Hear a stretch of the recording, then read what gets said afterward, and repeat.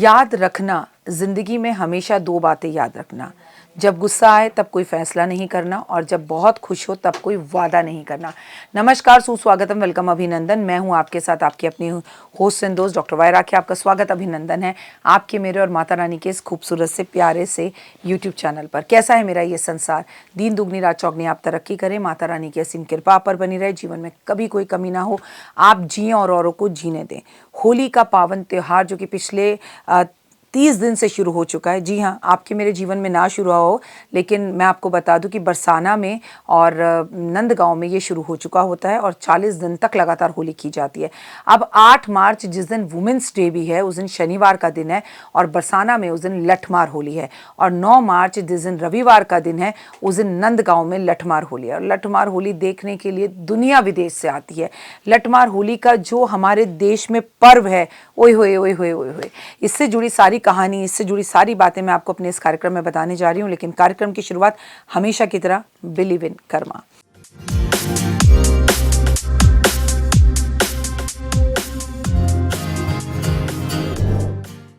तो पहले बताइए, कैसा है मेरा ये संसार? दिन दुगनी रात चौगनी आप तरक्की करें, माता रानी की असीम कृपा पर बनी रहे, जीवन में कभी किसी चीज़ की कमी आपके ऊपर ना रहे। नंदगांव में लठमार होली, होली का हुड़दंग जो है, उसकी जो मस्ती है, ये जो त्यौहार है, वो लठमार होली के बिना अधूरा लगता है। और आपको पता है कि होली में धमा चौकड़ी और मस्ती के साथ भक्ति भी देखने को मिलती है।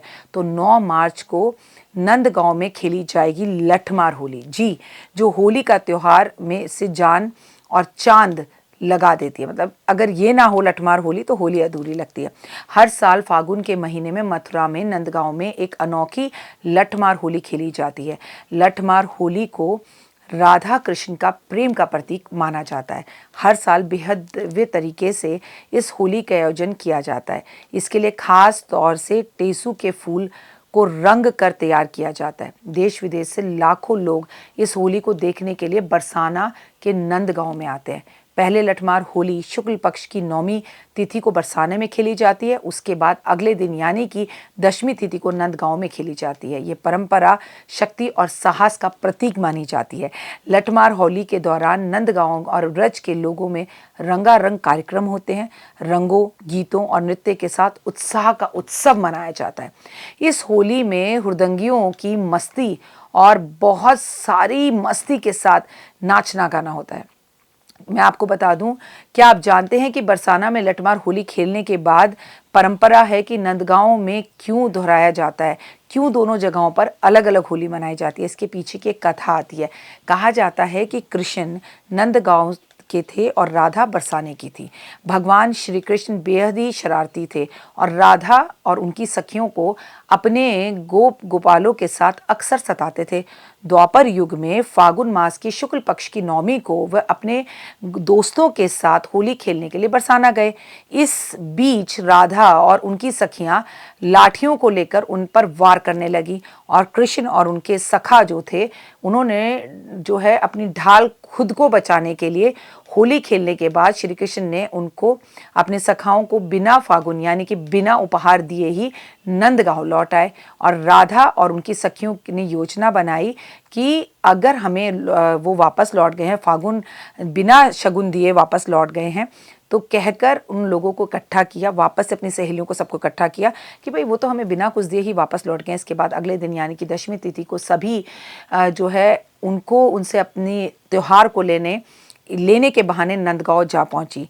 फिर लठमार होली खेली गई। तब से ये लीला जीवित है रखने के लिए सालों से बरसाना की गोपियां होली का नेग लेने के लिए 10वीं के दिन नंदगांव जाती हैं और वह दोबारा लठमार होली खेलती हैं। यानी कि अगर श्री कृष्ण भगवान कितने चतुर और चंट थे, वो जब अपने दोस्तों के साथ राधा रानी के साथ होली खेलने गए, वहीं पर नेग दे आते, होली का शगुन दे आते, तो सारी सखियों के साथ राधा रानी को नंदगांव ना आना पड़ता। लेकिन ये भी उनकी एक लीला थी। इस बहाने राधा से दोबारा मुलाकात हो गई। और इस त्यौहार को सबसे मज़ेदार बात यह है कि यह लठ मारने वाली और लठ खाने वाली के महीने पहले से ही खुशियों का यह त्यौहार शुरू हो जाता है। आपको हैरानगी होगी कि महिलाएं तकरीबन महीने भर पहले से ही इसके लिए मजबूत लाठी का चुनाव करती हैं और अपनी लाठियों पर तेल पिलाना शुरू करती हैं और अपनी परंपराओं के अनुसार वेशभूषा भी पहनती हैं, जिसे गोपी ड्रेस कहते हैं, और वह अपने नेक लेने पहुंच जाती हैं नंदगांव, वहाँ कन्हैया को सीधा करने के लिए।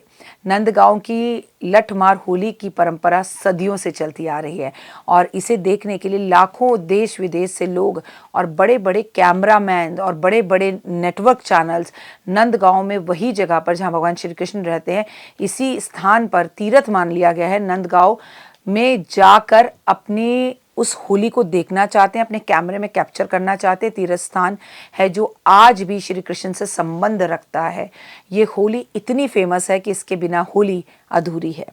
नंदगांव बरसाना कैसे, आज आपको ये बताने जा रही हूँ। हो सकता है कि आपको जानकारी हो, लेकिन मैं आपको बता दूं, नंद बाबा और माता यशोदा पहले गोकुल में ही रहते थे।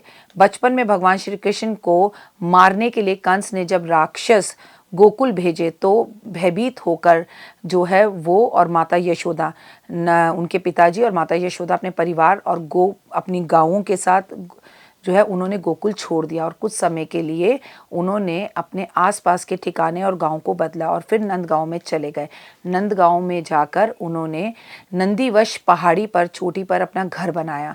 इस पहाड़ी की चोटी पर वह रहने लगे और महल बन गया और सभी चराहों ने पहाड़ी के आसपास अपने अपने घर बना लिए और वहाँ पर बस गया एक बहुत खूबसूरत सा गाँव, जिसका नाम आज नंदगांव पड़ गया है।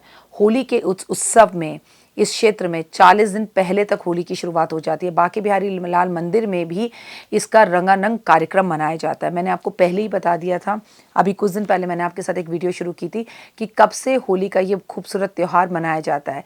तो अब बात करते हैं कुछ उपायों की जो हम लठमार होली वाले दिन कर सकते हैं, जिससे कि कुछ पॉजिटिव बदलाव आपके और हमारे जीवन में करियर आए। सबसे पहले तो बात करेंगे कि उन लोगों के बारे में जिन्हें बार बार चोट लगती है, परेशानियां होती हैं और एक्सीडेंट हो रहे हैं मंगल के साल में, या शनि मंगल ग्रह की वजह से दुर्घटनाएं हो रही हैं, चोट लग रही है, तो आपको श्री कृष्ण भगवान के मंदिर में जाकर मक्खन और मिश्री का इस दिन भोग जरूर लगाना चाहिए।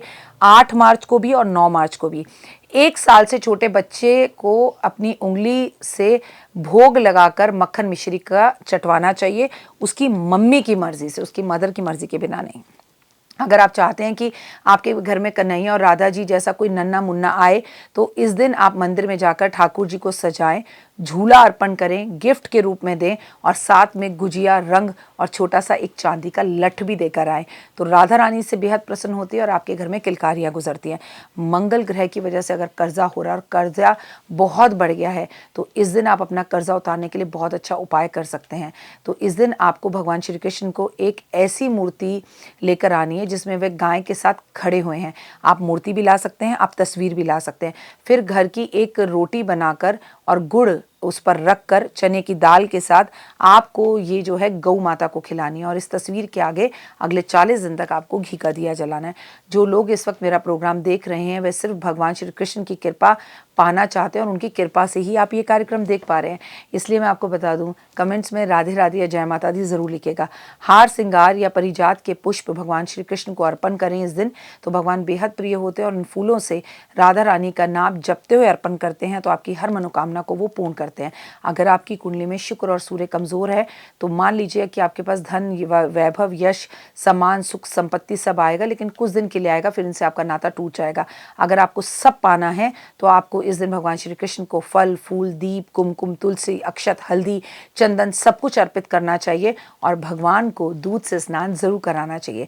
इस दिन आपको गाय की परिक्रमा जरूर करनी चाहिए और गाय के माथे पर रंग जरूर लगाना चाहिए। अगर आपका कोई काम नहीं बन रहा तो इस दिन संभवतः होकर गोवर्धन महाराज के दर्शन करें, गोवर्धन की इस दिन परिक्रमा करें और गोकुल जा सके तो जरूर जाए।